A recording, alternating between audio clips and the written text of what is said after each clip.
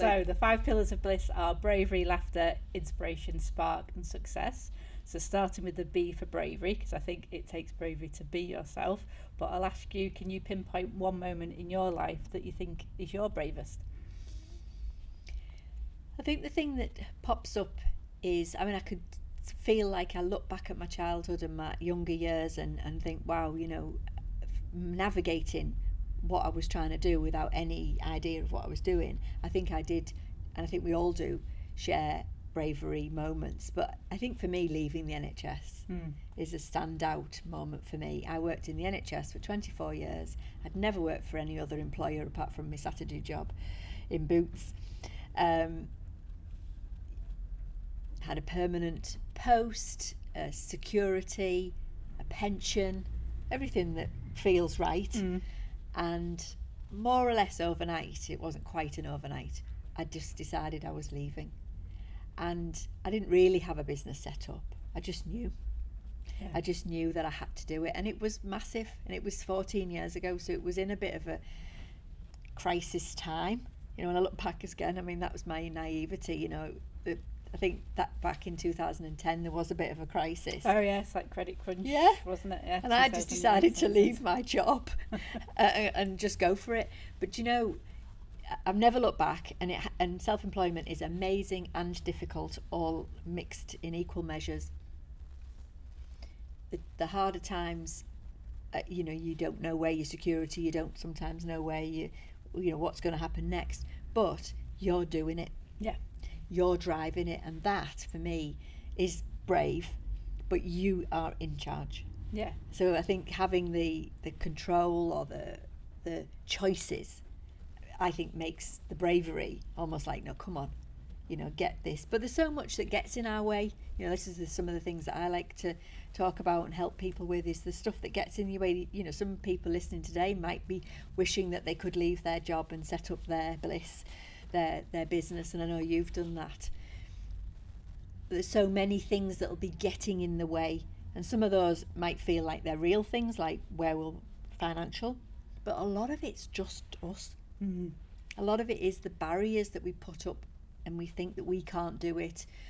What will people think? You know, I mean, if I listened to, in my bravest moment, if I listened to some people that were around me, they thought I was crazy. Yeah. And if I'd listened to them, I might still be in the NHS. And that's a common theme. There's a few people who've had a big life change like that, and everyone around them's like, what are you doing? This is madness. You're leaving everything, you know. Yeah. But in you is that, because that's what was the thing what made you actually say, right, I'm writing my resignation letter. Was there one moment, or was it a slow build? It was a little bit of a slow burner, because I knew that I was going to go, and I reduced down a day. So I went down to 4 days in my main job. And I think that was almost me being in the departure lounge then, because I was like, oh, okay, I like this.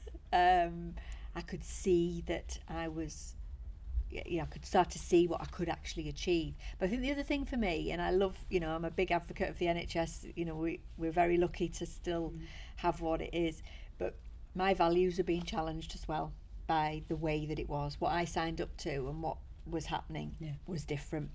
And I felt like, you know, one of my top values is making a difference, and I felt like I couldn't do that anymore because of the restrictions. You know, when you're working in therapy, and it's the same now, you know, it's heartbreaking that people have to, you know, wait for so long to get to see somebody, that, and if you need help now, you know, you need to get a crisis, you need it now, 6 months and then be told you can have 6 sessions, you know. And there was other things. I was working in safeguarding as my last job, and I felt like people were losing sight of the patients, and that's not because of them, it was the way that the system was going. And I think for me it was almost a bit of like, I'm done here. I couldn't advocate like I wanted to. So it was a little bit of a slow burner, but I remember reducing. I remember going back in, and my colleague who used to organise the Christmas party, who loved organising things, she used to say, oh, you know, I wonder what we'll do for the Christmas. I won't be here. And she's like, don't be silly, of course you will. I won't be. And I left that summer. Yeah. So people do expect you to just be there, don't they?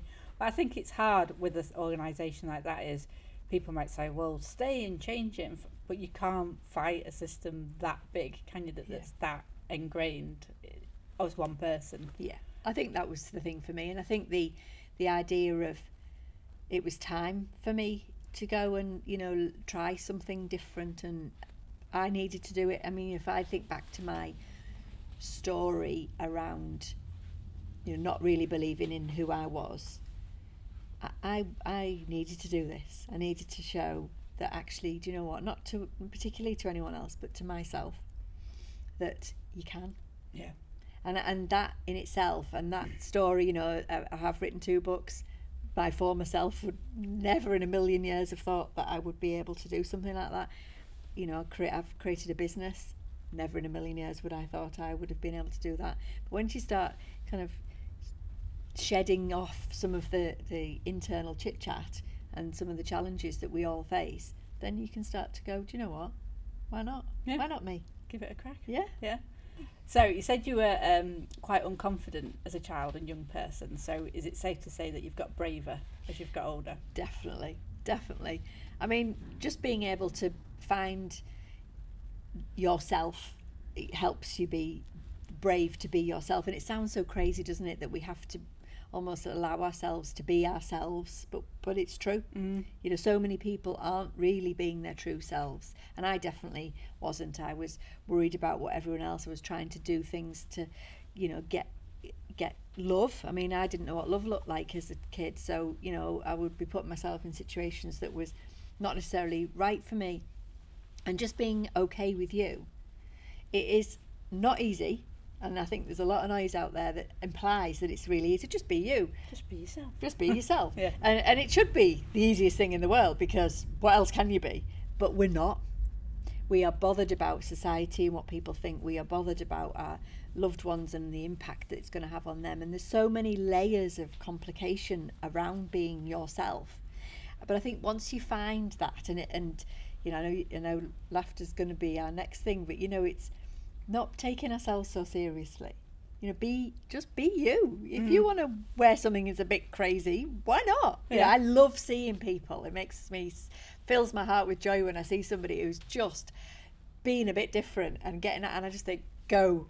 Love it. I love it. And we need that more than ever, because I think especially young people are terrified of standing out, aren't they? Luckily, my daughter's a teenager. She's very individual. She loves designing her own clothes, and she, you know, I don't know whether she's picked that up off me, because I have quite a eclectic wardrobe, shall we say. This is quite plain for me today. But yeah, I think trying to instill that in our young people, because that peer pressure is so dangerous, isn't it? And I know for myself that I was subject to that when I was younger.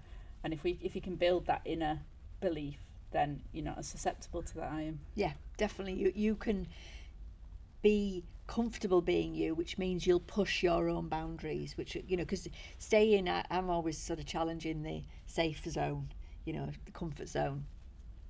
If you're comfortable, you're not growing. No.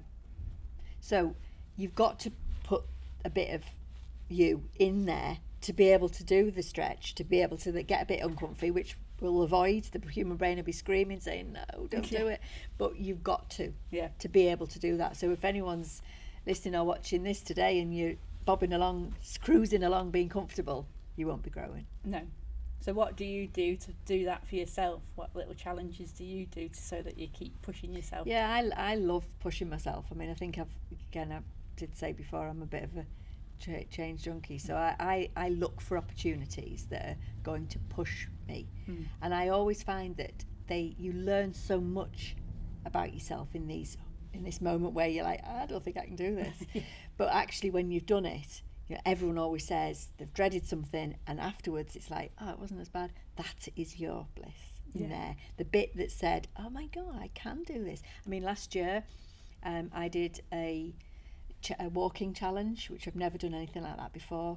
It was the Yorkshire Three Peaks, and physically, you know, we walked for 12 hours solid. Never done anything like that before, and I learned so much about myself and about resilience. And I thought I knew quite a lot about stuff, but it was incredible. It was life affirming to actually say, do you know what, I can do that. And there was times where I was walking along sort of saying to my legs, come on, you've got this.